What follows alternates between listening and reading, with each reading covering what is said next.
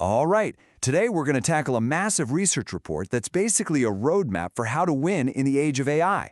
The big question it asks is this: what are the human skills we absolutely need to build a powerful, effective partnership with artificial intelligence? Let's jump right in. So here's the deal. We're about to walk through a huge 15-chapter report from Virtualization Options LLC. But don't worry, we're not getting bogged down in the weeds. Instead, we're going to pull out the most important insights, the key frameworks, and the real-world examples to give you a clear, actionable playbook for not just surviving, but thriving right alongside AI. Now, to make sense of all 15 chapters, we've broken this down into a simple 4-part journey. First, we'll set the stage with the new human-AI partnership. Then, we'll get into the nitty-gritty of the core human skills you're going to need. After that, we'll talk about the right mindsets for success. And finally, we'll make it all real and see how to actually put this stuff into practice. Okay, let's kick things off with part 1, which covers the first 2 chapters. This is all about setting the stage and understanding why AI isn't just another software update. No, it's a complete game changer for how we think about work. If you want to understand just how big this change is, just look at this number: $15.7 trillion. That's the estimated economic boost from humans and AI working together by 2030. But, and this is what Chapter 1 really drives home, that money isn't just going to fall into our laps, it's locked up, and the only key is developing the right human skills to unlock it. So, the big idea in Chapter 1 is this fundamental mind shift. We have to stop seeing AI as just another tool we use, like a hammer or a spreadsheet. It's becoming an active partner, a collaborator. The goal here isn't replacement, it's amplification. It's about letting AI handle the grunt work so we can focus on what we as humans do best. And Chapter 2 lays this out perfectly. You see, we have these complementary strengths. AI is an absolute beast at crunching massive amounts of data, spotting patterns we'd never see, and doing repetitive tasks flawlessly. But us, humans, are the masters of nuance, creativity, ethical judgment, and, actually building trust. The real magic, the real breakthrough, happens when you bring these two worlds together. So, if synergy is the goal, what skills do we actually need to pull it off? That brings us to part 2, covering chapters 3 through 6. Think of this as our essential toolkit. These are the core human skills that the report says are absolutely non-negotiable for success. Chapter 3 introduces a brand new skill it calls AI fluency. You can't talk to an AI like you talk to a person. It demands precision. You have to be super specific, give it context for why you're asking, and most importantly, treat it like a dialogue. You ask, it answers, and you refine your questions to get a better and better outcome. Now this is so crucial. Chapter 4 argues that as AI gets better at giving us answers, our job is to get way, way better at asking the right questions. We can't just blindly accept what the AI spits out. We have to question its assumptions, double-check its conclusions, hunt for its blind spots, and ultimately use our human brains to place its insights into the bigger picture. And you can't have a partnership on shaky ground, right? It all comes down to trust. Chapter 5 shows us how to build it. It's not some fuzzy feeling. It's built on transparency, making sure the AI performs reliably, and setting clear boundaries. But the most important piece of the puzzle, human accountability. At the end of the day, we are always in the driver's seat and responsible for the final call.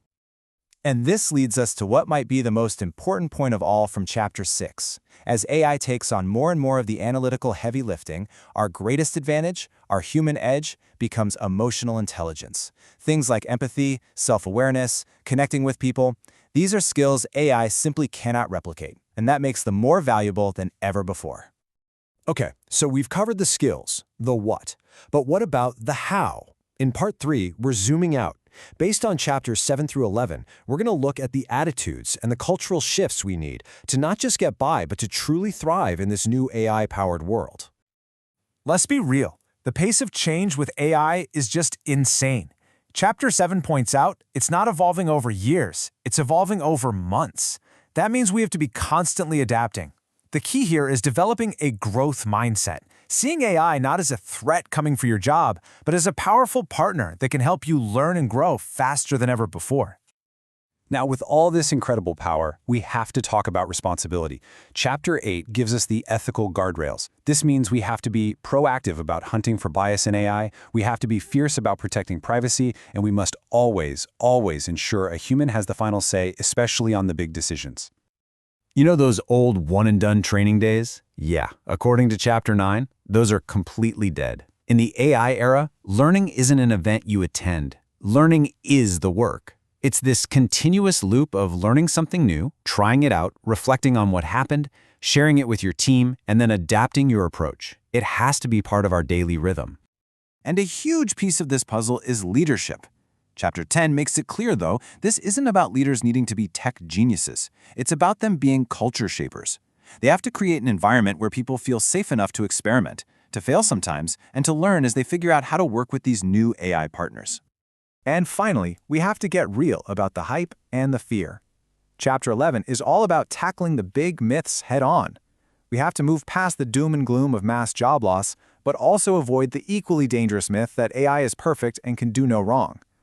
Real success lives in the middle, with realistic expectations set through honest conversations. All right, let's land this plane. Time for our final act, covering chapters 12 through 15. This is where the rubber meets the road. We're moving from ideas to action, looking at concrete frameworks, real-world wins, and how you can future-proof your career. So you're probably thinking, this all sounds great, but where do I even begin? Well, Chapter 12 gives us a simple 5-step playbook. You start by just mapping out how you work now, then you figure out which tasks are best for humans and which are perfect for AI.